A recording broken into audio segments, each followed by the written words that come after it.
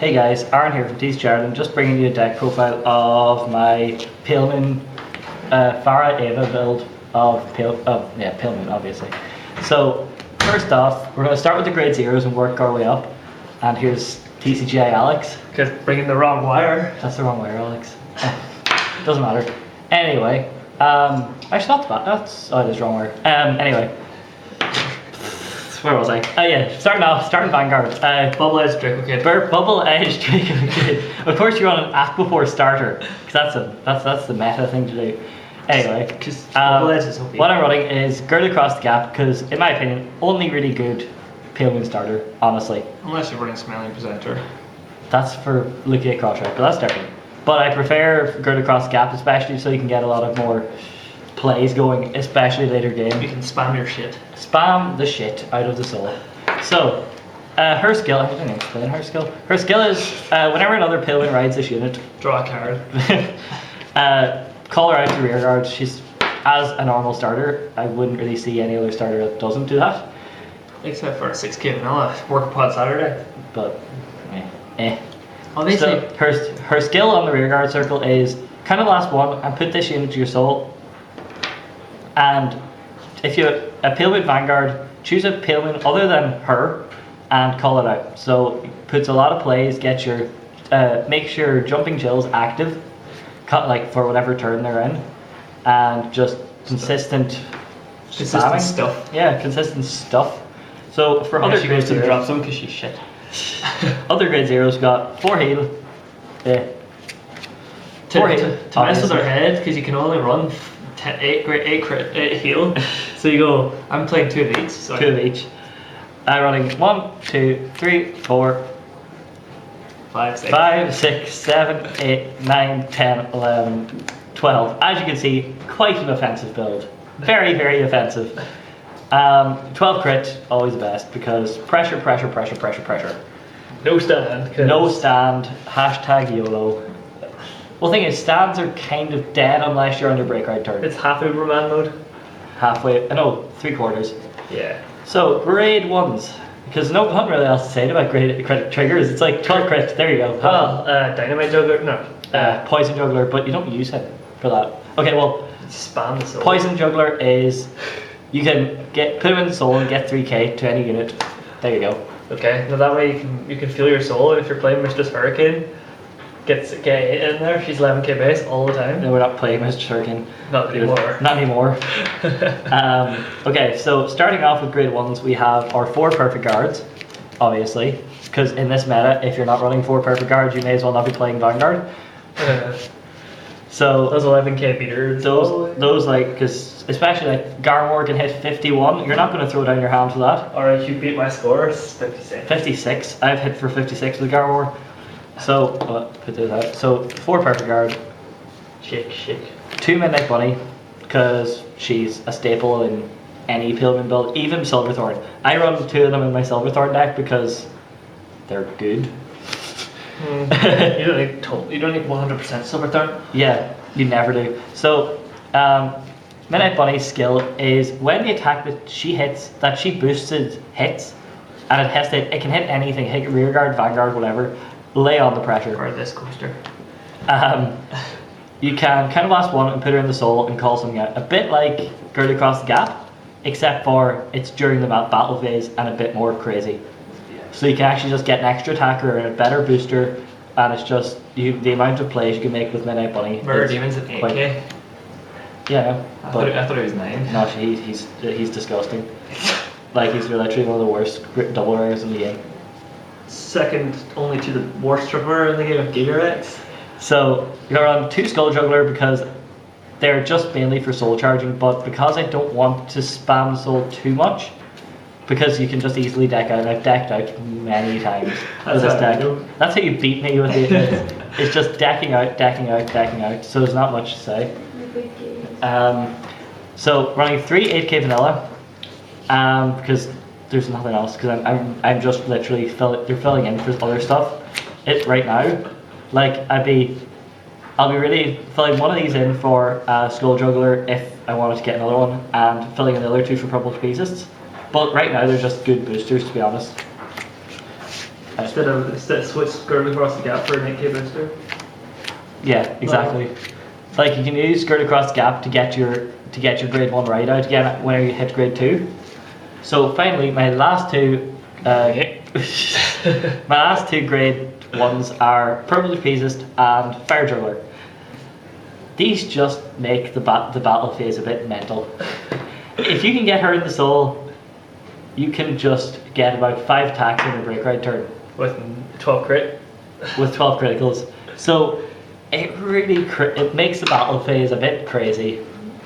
Her skill is when she's placed on a rearguard circle, you would pay the cost, which is choosing another Pale Moon, putting in the soul, and taking something out. No, you just put it in the soul, you don't take it out as the cost.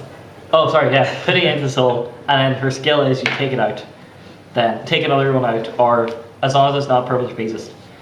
But you can literally just put in the same, you can take out the same card to put in. So this is a card that I tech in. I've never seen anybody else using this because it's so random. It's so random. But I was like, sure, we'll see how it works. And Alex, how does it work? It's pretty scary. So, Fire Juggler. Whenever it turns all of your grade 3 drive checks into stand triggers, basically. If you don't have a full field. If you don't have a full field, but if you do have a full field, it gives you your boosters. Yeah, or gets your girl across the gap back out so you can switch it back in. Or even if you, like, her skill is when she boosts a grade 3 Vanguard and you drive check another grade 3, you put her into the soul and take out any unit. So you can even just go, you use Fire Juggler's skill to pull out Purple Trapezist, then Purple Trapezist to take in an attacker and switch that in and switch that out and get another attack. So, yeah. That's the grade 1, halfway through. Oh, that's really so I heard that slap. Yeah, grade 1s, they're done. So grade 2s. Grade 1s. First off, running 4 Nitro Juggler. These are the same as Skull Juggler, except for their 9k grade 2 interceptors and their interceptors. So, whenever placed on the field, Soul Charge 1. Basic, just soul building. Yeah, you really can't say much else about them. No. They're only good with Elephant Juggler. It's Soul Charge 2. So, my beater of the deck is Jumping Jill. So I'm running 4 of her as well. And that's the ringtone. That's my ringtone. And it's a text. Leave it. Okay, anyway, sorry, yeah. 4 Jumping Jill. She's just my... Just the last Jumping Jill, because da. So she is, when she emerges from the soul, she gains 3,000 power for till the end of turn. This isn't magic, you don't come up with cool words for it. What, emerge? I like emerge, it's a good way of saying it. Shut up. So she's just a beater for the deck. If you have her behind, just say, AK if you have her with an AK Vanilla behind her, that's a solid 20k row. If you're against 10k Vanguards, that just punishes them. And even 11k Vanguard, it makes them throw away a 10. So, as of now, I'm running 2 10k Vanillas, the Silverthorn ones because they're nicer looking. Yeah. I prefer them way much more and Barking Cerberus is stupidly expensive. Oh yeah, like, she was so much cheaper than Barking Cerberus because he's a Chimera though. But so... Golden body colour isn't even that good. No, Barking Manticore and stuff like that is what do you call it, Chimera, so it's like... Golden Beast Tamer is the only one that we use as Chimeras. Oh yeah. Okay, and last but not least, my tech card, Elephant Juggler.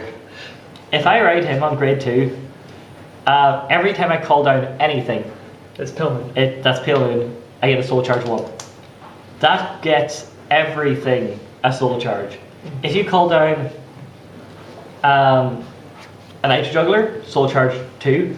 If you call down Skull Juggler, soul charge 2. If you call out, use Girl Across Gap on turn 2 and call out your grade 1 ride, that's a soul charge 1. Like, there's so much soul charging you can do in this deck, and it's quite amazing.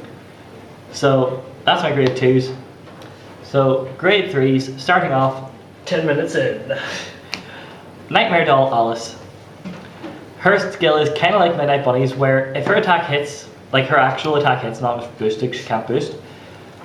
She has the same skill as Midnight Bunny, where kind of last one, put her in and take something else out. So, yeah, can't really explain any more on that. Imagine there was a cross ride for Alice. Jesus, that'd be kind of pointless. No, you send her in after you attack with her. So, running for the break ride. This break ride, in my opinion, is the best in the game. No. Yes, it is. Transcores all the way. No. That one's just an extra attack. But thing is, Transcore doesn't work with the clan. But he works with Tetradrive. But he doesn't work with the clan. This thing works with the clan. Because you get some Jills going, I suppose. Yeah, you keep everything active. You keep all your soul switching active. So her skill is when another grade 3 rides on top, that unit gets 10,000 power, and when it attacks, you choose 2 of your Palemoon, switch them in, and switch 2 out. So it's kind of like, what do you call it? Trapezist. It's like a double trapezist with a break ride.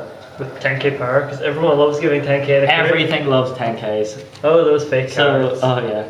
So as my ace is 4 Starlight Melody Tamer Farah. Who's a war beast.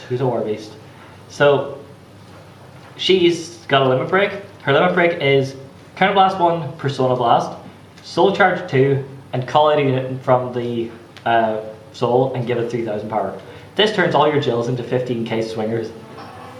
Destroys, literally.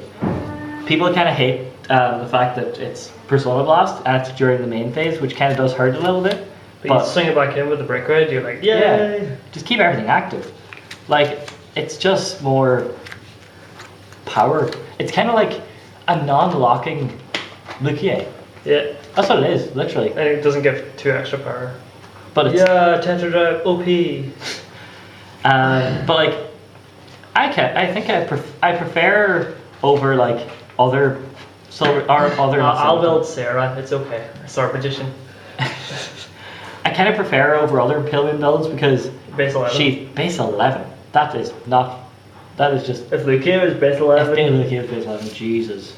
That should be more than 50 quid anyway. I know. So anyway, that's my Farah Ava deck profile. So we're here all weekend. I'll see you later. See you later, guys.